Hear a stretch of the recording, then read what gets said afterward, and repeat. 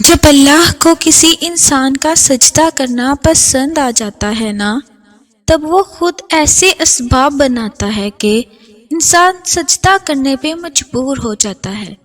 اور اگر اس چیز کا خیال اللہ آپ کے دل سے نہیں نکال رہا جسے آپ بھولنا چاہتے ہیں، تو سمجھ جائیں کہ وہ آپ سے اس خیال کے ذریعے رابطہ بحال رکھنا چاہتا ہے، یعنی اسے آپ کی آواز بھا گئی ہے، آپ کے مانگنے کی تڑپ پیاری لگی ہے، اور جس سے وہ خود رابطہ رکھنا چاہے، اس کے مقدر کی تو کیا ہی بات ہے۔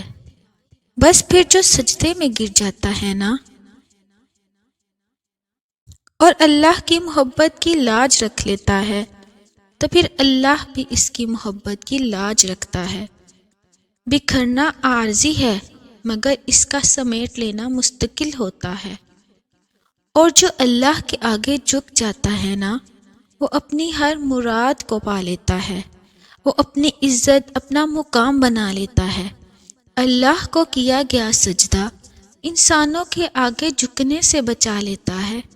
جس نے خود کو اللہ کے آگے جھکا لیا، اس نے سب پا لیا، یہ دنیا بھی اور وہ آخرت بھی، اس دنیا میں اپنا مقام بھی۔